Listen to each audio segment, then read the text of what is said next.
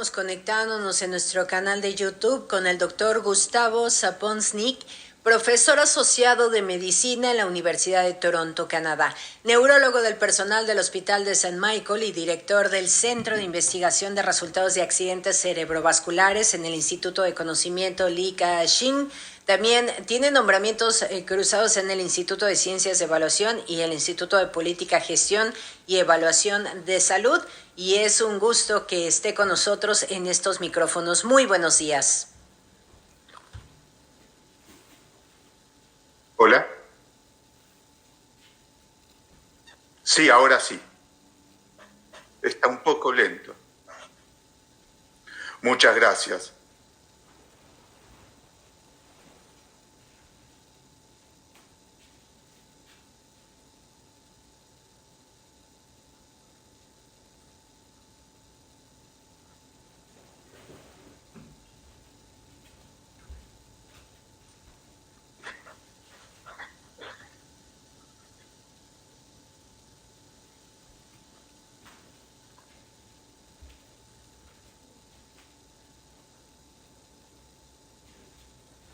Cómo no, primeramente gracias Alejandra y saludando a toda la comunidad hispana de Canadá y mucha gente que nos está escuchando también de Latinoamérica.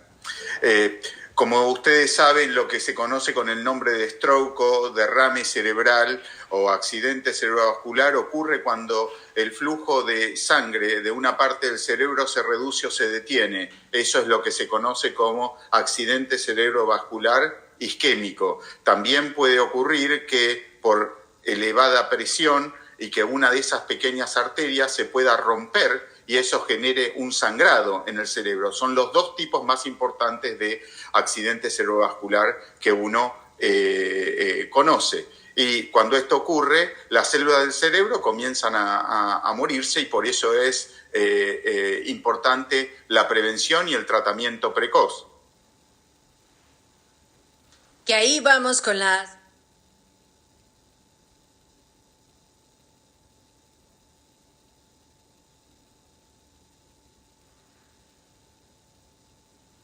¿Cómo no? Bueno, uno de las cosas más importantes es los factores de riesgo más importantes para un accidente cerebrovascular es, número uno, la presión y tener una presión saludable, menor, las guías nuevas recomiendan menor de 120 sobre 80, 120 milímetros de máxima y 80 de mínima, más bajo que eso. También el no fumar. Las nuevas guías canadienses recomiendan 0 alcohol, o sea, hay que restringir la cantidad de alcohol hasta reducirla al nivel de 0. Ejercicio regularmente, por ejemplo, 30 minutos por día de caminata, 7.000 a 10.000 pasos diarios. Comer una dieta balanceada rica en frutas, verduras y granos es otra de las recomendaciones. Controlar el peso y los niveles de colesterol. El peso es uno de los, también la obesidad, uno de los factores de riesgo importantes para enfermedad cerebrovascular o cardiovascular. Los niveles de colesterol, lo que se sabe es que cuanto más bajos, menor es el riesgo cardiovascular, o sea, el riesgo de tener un infarto de miocardio o un accidente cerebrovascular. Y lo otro importante en nuestra comunidad aquí en Canadá es que los pacientes tomen control sobre su salud. O sea, el paciente es el responsable en donde el médico por su salud y el médico puede colaborar con su mejoría y reducción del riesgo. Pero esto es importante y yo siempre uso la analogía de la persona que lleva su carro, su auto al mecánico y le dice que le arregle los frenos, pero esto no es así cuando lo traducimos en salud. Sin la colaboración del paciente no es mucho lo que el médico puede hacer. Es importante cambiar esa visión paternalista o hoy también maternalista que se tiene de la medicina de hace más de una década. Doctor, en estas recomendaciones que siempre que hablamos de cómo cuidarnos es algo pareciera ser muy general. Si tenemos una buena alimentación, si hacemos ejercicio, si tenemos fuera el alcohol, fuera el cigarro, podemos estar saludables. Pero ¿Cómo podemos tener estas señales de advertencia para saber que podemos tener un derrame cerebral? Bueno, es como el reconocimiento de los signos o síntomas. En general voy a dar algo muy breve y después una sigla. Lo primero que uno puede detectar: dificultad para hablar o entender a otra gente, debilidad o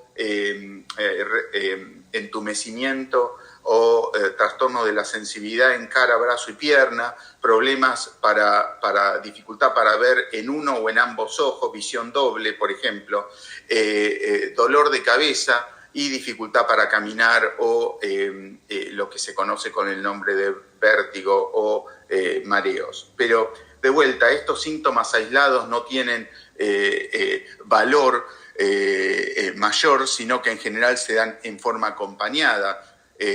Una de las formas de recordar fácilmente esto es la sigla promovida por la Asociación Americana del Corazón, que es rápido para la comunidad hispana, en donde la R representa rostro caído y uno le pide a la persona que sonríe para ver si es que tiene una simetría en la sonrisa. La segunda, la A, corresponde a una alteración del equilibrio, si tiene dificultad para caminar, que estos síntomas tienen que haber surgido en forma súbita, no es que hace 3 meses que el paciente o la persona puede estar con estos síntomas. La P corresponde a pérdida de fuerza en el brazo o en una pierna, y uno le pide a la persona que levante ambos brazos y si no, trata de notar si es que hay uno de los brazos que está más caído.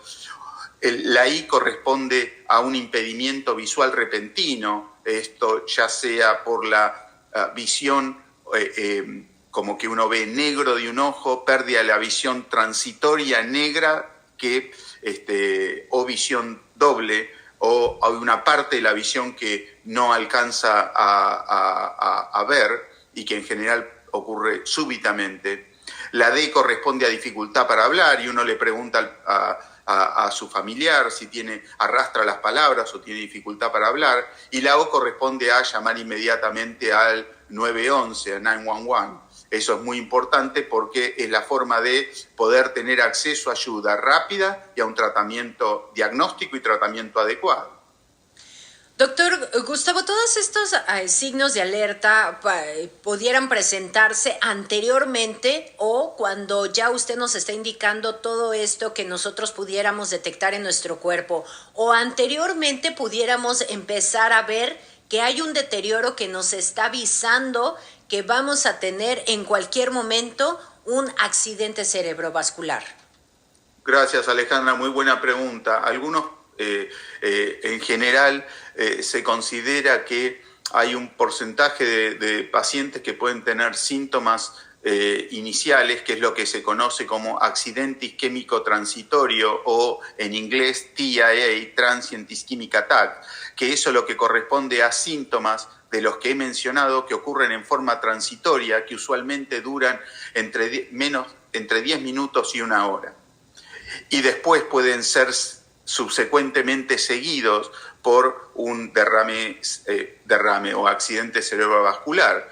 Entonces lo importante es consultar rápidamente cuando uno tiene estos síntomas, aunque sean transitorios, porque da la falsa seguridad de que como pasó, el paciente no consulta, y es importante consultar cuando esto ocurre en forma súbita. Y cuando digo consultar es llamar al 911 o directamente ir a la emergencia más cercana.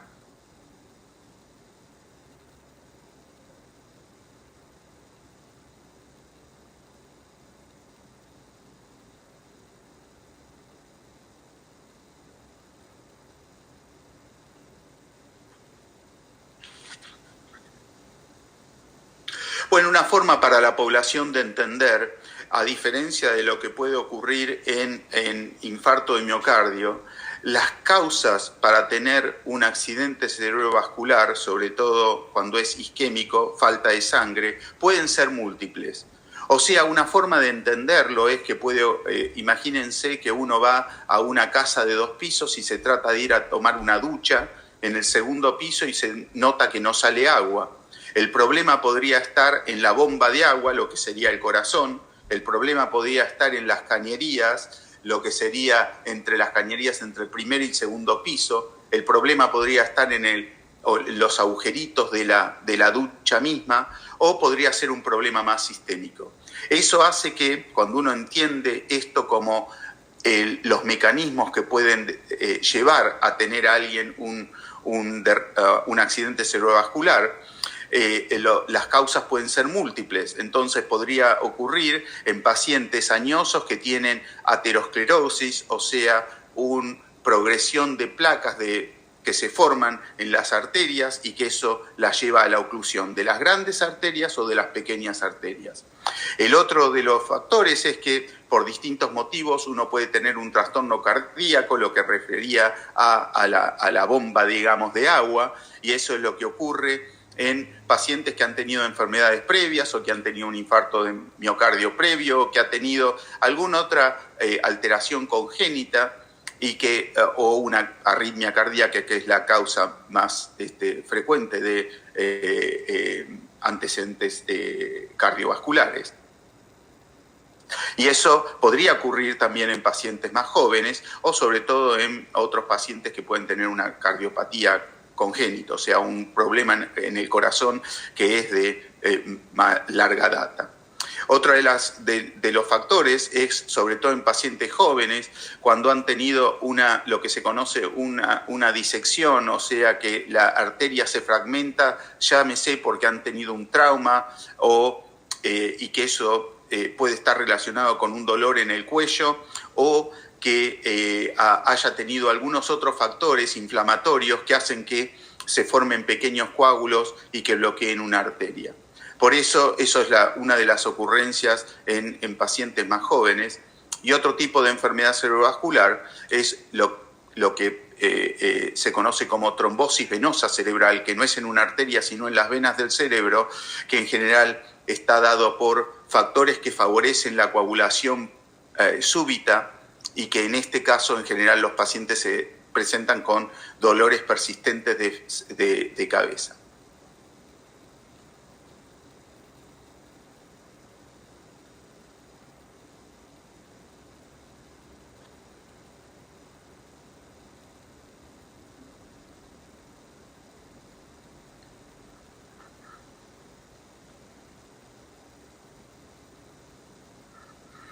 Bueno, muy buena pregunta, Alejandra. Esto es una de las cosas que en general al menos el 50% de los pacientes tienen algún tipo de discapacidad, y el tipo de discapacidad o que pueden tener como una secuela afectada por un accidente cerebrovascular incluyen que tengan una debilidad para caminar, una dificultad para hablar, que queden con eso en forma como secuela, o dificultad para utilizar el brazo, la pierna, o para dificultades para ver, o también asociado con temas de memoria. Y ahí es importante conocer que hay pacientes que pueden no tener síntomas y pueden tener, debido a hipertensión, diabetes, fumar, etcétera, el bloqueo de pequeñas arterias, que es lo que se conoce con el nombre de covert stroke o stroke silente, que quiere decir que por efecto de la hipertensión uno puede tener pequeñas lesiones en el cerebro como un pequeño accidente cerebrovascular que no necesariamente tienen síntomas, o los pacientes pueden no darse cuenta,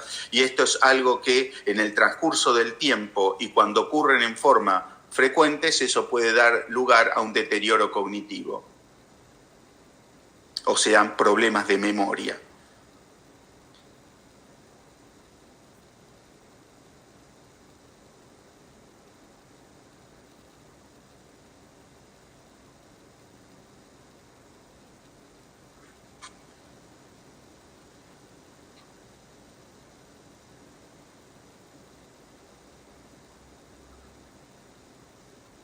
Cómo no, lo primero y más importante es tomar control sobre la salud de uno. O sea, no hay que dejar que el médico se ocupe, sino que uno tiene que tomar control sobre su salud.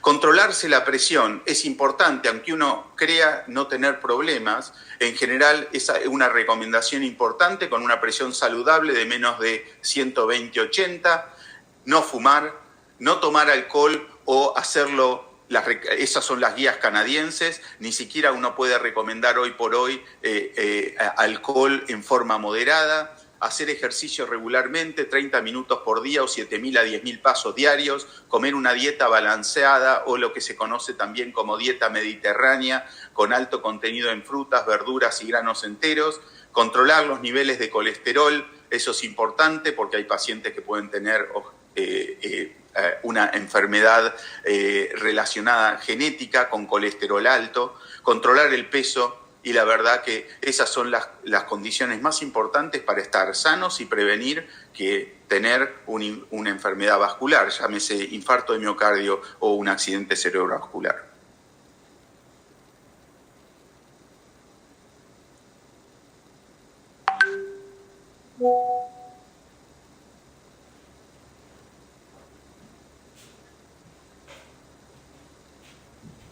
Muchísimas gracias, Alejandra, y saludas a toda la comunidad hispana canadiense y de toda Latinoamérica. Muchas gracias.